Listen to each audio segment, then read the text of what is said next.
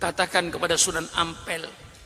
Lalu Sunan Ampel, ya Allah, terimalah doa-doa orang-orang yang ziarah kepada saya. Bukan untuk Sunan Ampel, untuk orang lain. Intifa'u amalil ghairi lil ghairi. Lah, kita baca burdah, tawassul kepada Allah. Mudah-mudahan dengan kita baca burdah, mencintai orang-orang yang kau cintai, ya Allah. Saya baca burdah, ya Allah. Mudah-mudahan dengan salawat saya kepada Rasulullah, ya Allah, kita diselamatkan dari segala macam penyakit. Ini yang selalu saya minta. Jika tadi Ustaz Faiz sudah berkata bahwa semua itu adalah miliknya Allah. Sekarang ini yang saya sedih, di seluruh dunia lupa kepada Allah. Kita tahu bahwa multazam itu tempat yang mustajabah. Kita tahu bahwa Arafah itu tempat yang mustajabah. Kita tahu Musdalifah itu ada tempat-tempat mustajabah. Seluruh Masjidil Haram itu tempat mustajabah. Mestinya pergunakan tempat-tempat mustajabah itu untuk berdoa kepada Allah, dengan tidak meninggalkan protokol kesehatan. Misalnya diperketat vaksin. Semua orang yang ke Mekah vaksin. Setelah divaksin, disuap lagi. Positif apa negatif? Kalau negatif, persilakan berangkat, naiklah kau ke pesawat. Nanti di Multazam kau angkat kedua belah tangannya. Di Arafah kau angkat kedua belah tanganmu. Di Mina, di Jumrah, angkatlah kedua belah tanganmu. Minta kepada Allah supaya yang namanya penyakit corona itu diangkat oleh Allah dari dunia Islam khususnya dan dunia-dunia lainnya umumnya. Minta kepada yang punya. Lah ini yang sekarang di Indonesia ini agak dilupakan. Ketika sholat tarawih di Mekah, seandainya saya jadi imam Mekah, seandainya saya perintahkan sholat tarawih tetap 20 rakaat, 23 dengan witirnya sebagaimana tradisi yang sudah berjalan. Malah saya minta kepada seluruh jamaah, habis sembahyang tarawih 20 rakaat jangan meninggalkan Masjid Mekah, Masjidil Haram. Kita tambah dengan sembahyang hajat 2 rakaat. Dalam sembahyang hajat kita doa bersama di Multazam, doa bersama di Maqam Ibrahim. Ya Allah, angkatlah penyakit yang menjadi musibah ini dari seluruh negara-negara Islam dan negara-negara non-Muslim. Kita minta kepada Allah, yang punya itu Allah. Ini yang sekarang sedang dilupakan. Mestinya dengan adanya pandemi corona ini, kita harus semakin dekat kepada Allah yang punya. Jangan menggunting rantai kita dengan Allah. Kita menggunting corona, tapi jangan menggunting hablum minallah. Hubungan kita dengan Allah semakin diperdekat. Kalau seandainya saya menjadi majelis ulama, seandainya saya jadi majelis ulama, saya perintahkan semua masjid-masjid sediakan swab, sebagaimana ketika kau mau naik kapal terbang. Naik kapal terbang tidak dilarang, dengan dasar protokol kesehatan dilaksanakan. Sebelum naik kapal terbang, diswab dulu, positif apa negatif. Positif, naik kapal terbang. Apa? Di kapal terbang juga yang 3 kursi, isi 3 kursi kok. Tidak pakai jarak kok. Yang mau ke Mekah, persilakan ke Mekah. Tapi prokesnya harus diperketat 2 kali lipat. Kalau saya yang jadi ulama Mekah, buka haji nggak usah ditutup, dengan syarat protokol kesehatan diperketat. Vaksin, sudah divaksin 2 kali, swab ternyata negatif, naik pesawat. Yang lain kok begitu? Orang mau ke Bali juga nggak apa-apa, ke wisata. Iya, mestinya dalam keadaan seperti ini nih, kita harus lebih mendekatkan diri kepada yang punya. Saya selalu berdoa dan saya yakin Imam Ghazali berkata, dan sering saya sebut ini, Imam Ghazali berkata, kalau kau dikejar anjing helder yang kayak serigala itu, jangan kau lawan, pasti kalah. Kalah kan? Mau melawan. Tapi sebaiknya bukan kau melawan anjingnya, tetapi kau kenali siapa yang punya anjing ini. Kalau kau baik hubungannya dengan tuan yang punya anjing ini, hubunganmu baik, insya Allah begitu subuh engkau keluar mau ke masjid, anjing menggonggong, kedengaran oleh yang punya, oh anjing saya sedang menggonggong Pak Haji yang mau ke masjid. Karena hubungannya dengan Pak Haji tadi bagus, keluar yang punya anjing. Kata yang punya anjing, Joni balik. Nah, misalnya anjingnya namanya ya, anjing itu kan punya nama kok. Ya sudah. Siapa namanya anjingnya?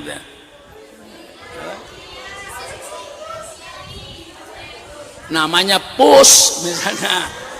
Pus balik. Pasti ketika anjing itu mendengar yang punya, ketika anjing mendengar yang punya yang manggil, balik anjing itu, kita selamat. Maka protokol kesehatan, apa yang dipesan oleh pemerintah kita laksanakan seutuhnya. Saya kalau Malik bilang, Pak Kiai ada tamu, saya bilang iya. Tidak langsung keluar saya. Saya ingat saya semprot tangan saya dulu dengan cairan. Habis semprot saya keluar. Keluar saya jabatan tangan. Sudah saya ngikutin prokes kok. Begitu saya jabatan tangan, saya masuk, saya semprot lagi. Saya cuci. Kadang-kadang saya pergi wastafel, saya ambil sabun, saya cuci semuanya tangan saya. Selesai itu. Saya keluar dari pesantren, mesti saya bawa masker. Kalau di pesantren insya Allah semuanya sehat. Tidak perlu saya pakai masker, tapi kadang-kadang juga pakai masker juga saya. Lah ini kita cara mengatasi. Jangan sampai kita ini tambah jauh daripada Allah. Sholat jamaah ditutup. Bagaimana Allah tidak marah? Kalau Allah marah, naudzubillah, apa yang akan terjadi di negara ini? Maka saya menghimbau protokol kesehatan diperketat, disiplinnya diperkuat, cuci tangannya, pakai maskernya, jaraknya diperkuat. Sehingga kita ini sampai sekarang pondok pesantren tetap tidak menerima kunjungan wali murid. Ini karena kita mengikuti protokol kesehatan. Dan nanti anak-anak Idul Adha atau habis kenaikan, libur ada, tapi tidak boleh pulang. Saya tidak mau mikul resiko. Tidak boleh pulang. Mari kita berada di pondok ini, kita jaga pondok ini. Kemudian kita berolahraga di pondok ini. Mungkin nanti ketika liburan diadakan perlombaan ini, perlombaan baca Quran, perlombaan ini, macam-macam bikin. Kalau misalnya terpaksa 1 minggu harus istirahat habis ujian dan lain-lainnya. Ini kita jaga semuanya ini. Kita jaga. Saya mohon kepada pemerintah supaya tiap masjid itu punya alat swab. Semua masjid. Mau masjid-masjid, temperaturnya diukur dulu. 18 ke atas tidak boleh masuk masjid. Selesai. 18 ke bawah masuk masjid. Diswab. Negatif masuk masjid. Positif suruh pulang. Yang negatif, yang sehat-sehat kumpul di masjid. Istighfar 1000 kali. Tasbih 1000 kali. Tahmid 1000 kali. Doa kepada Allah dengan menangis. Bagaimana bahayanya corona ini. Di samping membunuh kita, juga merusak ekonomi kita. Kita menangis kepada Allah. Ya Allah, angkatlah corona ini dari permukaan bumi ini. Baik di negara Islam juga yang non-Muslim. Kita mintakan kepada Allah. Di samping tetap dengan memperketat protokol kesehatan.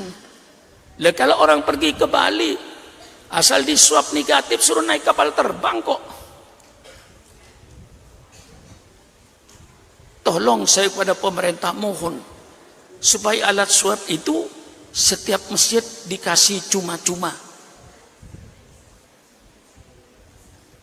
Masjid itu yang banyak berjamaahnya cuman maghrib, isya, subuh. Itu pun masjid tidak penuh kok. Kalau duhur asar tidak usah dilarang berjamaah. Memang kagak ada. Persilakan ustadz-ustadz keliling di kampung-kampung itu. Kalau duhur dengan asar, paling jamaahnya tukang mukul beduknya dengan imamnya. Tidak sampai 1 baris 2 baris. Mengapa dilarang duhur asar? Yang jamaah kagak ada. Nah kalau maghrib diswab lagi. Kalau sudah diswab, tolong maghrib tidak usah keluar sampai isya. Dikir kepada Allah, baca tasbih, baca tahmid, baca istighfar 1000 kali. Minta kepada Allah yang punya corona ini supaya diangkat oleh Allah. Jangan malah semakin jauh dari Allah. Kita semakin dekat dengan Allah. Kalau ingin corona ini oleh Allah dibebaskan dari kita, kita yang mendekat kepada Allah. Inilah kalau bagi saya. Oleh sebab itu, di sini santri-santri protokol kesehatan tetap dilaksanakan. Masuk santri, keluarnya santri kita tetap pakai protokol kesehatan. Sampai pulangnya pun kita atur. Nanti murid baru sebelum masuk kita instruksikan kepada wali murid. Tanggal berapa masuknya murid baru? Hah? Bulan Juli. Murid baru bisa masuk ke pondok tanggal 24 Juli. Tolong kepada wali murid 15 hari sebelum berangkat ke pondok anaknya dikarantina di rumahnya. Setelah dikarantina di rumahnya 14 hari sehat, bawalah ke pondok per kelas, tidak sekaligus. Mungkin kelas 1 A, B tanggal sekian, jam sekian. Nanti kelas sekian, jam sekian, tanggal sekian. Nanti yang kelas ini besok pagi. Mungkin bisa 3 hari kita menerima murid baru itu untuk masuk tidak berkerumun.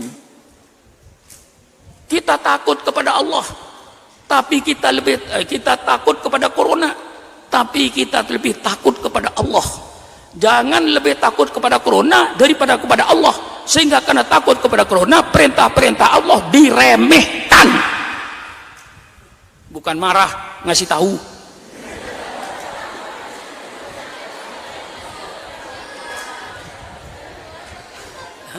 Bagaimana kira-kira? Apa? Marah apa ngasih tahu? Lah iya. Kita takut sama corona, tapi kita lebih takut kepada Allah Subhanahu wa taala. Jangan karena takut kepada corona kita menjauhi Allah. Ini yang saya tidak setuju. Mari corona yang telah digaris oleh pemerintah kita laksanakan. Semua orang keluar rumah pakai masker semuanya. Taati itu dan atur jarak. Persilakan. Saya takut kepada corona, tapi saya lebih takut kepada Allah. Jangan karena takut kepada corona lalu mengurangi hubungan kita dengan Allah. Saya khawatir takut Allah tambah marah kepada kita. Na'udzubillah, na'udzubillah, na'udzubillah. Lah inilah saya mengadakan burdah dengan disiplin santri. Dikira saya nggak sedih. Ini nanti anak baru, saya membayangkan dengan air mata saya. Bagaimana nanti nasibnya anak baru? Begitu masuk, orang tuanya cuma di pintu gerbang, anaknya suruh masuk, kami asramakan tempat sendiri, ayahnya tidak boleh masuk. Bagaimana sedihnya. Yang jarang berpisah dengan orang tua. Lalu nanti tidak boleh dijenguk, tidak boleh dikunjungi, kecuali kalau maunya dengan jarak jauh. Coba itu, depan pintu gerbang, saya kasih pagar bambu dengan jarak jauh. Kalau terpaksa orang tuanya juga menjenguk, di luar pagar. Jarak mungkin lebih 3 meter dengan anaknya. Kirimannya lempar. Tolong dibungkus yang rapi. Kalau telur jangan telur mentah. Kirim anaknya rebus dulu telurnya yang matang, lempar, insya Allah nggak pecah. Kita usaha semua ini karena kita takut sama corona, tapi kita lebih takut kepada Allah. Ini barangkali kepada anak-anakku ya, nanti burda ini mesti saya lanjutkan ya.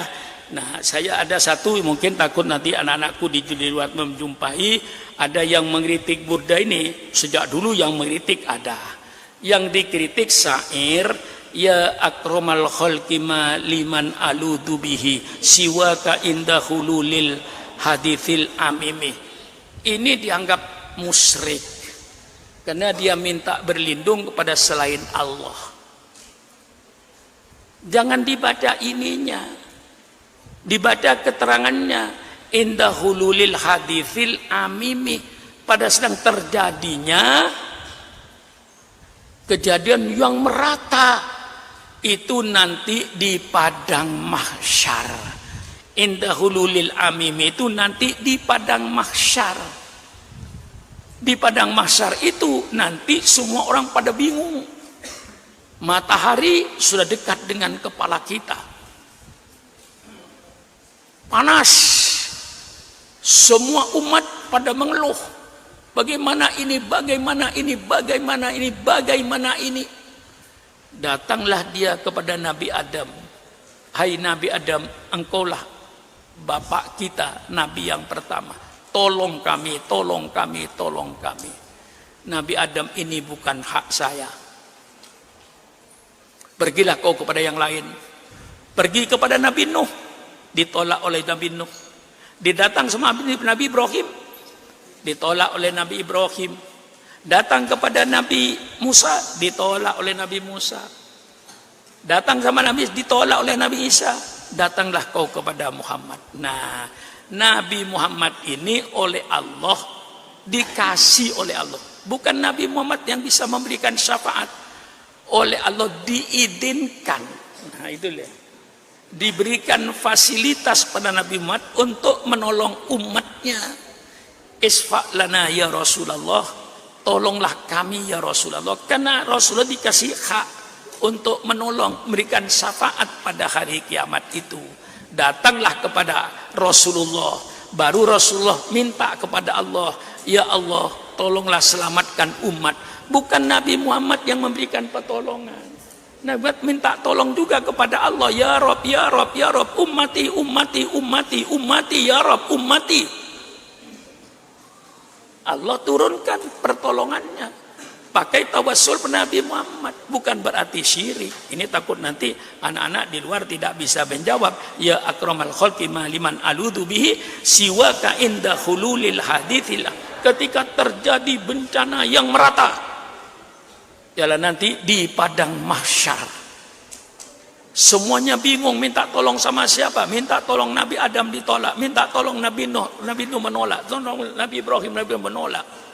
Begitu datang sama Rasulullah, Rasulullah yang diberikan oleh Allah hak untuk menolong umatnya. Datanglah kepada Rasulullah, baru Rasulullah minta kepada Allah, bukan Rasulullah yang menyelamatkan mereka di padang mahsyar ini. Masih ada teman ini yang paling dahsyat serangannya. Yang lain itu ya ada juga serangannya yang gini-gini. Ya orang yang tidak senang lah. Kalau bagi saya tafsirannya ada semuanya. Inilah anak-anakku, ya sudah saya jelaskan mulai ziarah kubur, mulai tawassul. Ya kalau ada misalnya orang yang mendengar pidato saya itu, nasihat saya pada santri-santri saya tidak terima, tidak usahlah menjawab di medsos, ya, tidak ada gunanya jawab di medsos itu. Datanglah ke Darur Rahman, bawa kitabnya, adu dengan kitab saya. Nah, itu selesai kan? Saya punya kitab, kau punya kitab, kau punya hadis, saya punya hadis, kau punya Quran, saya punya Quran. Mari datang ke sini ngopi bersama. Ya. Like and share.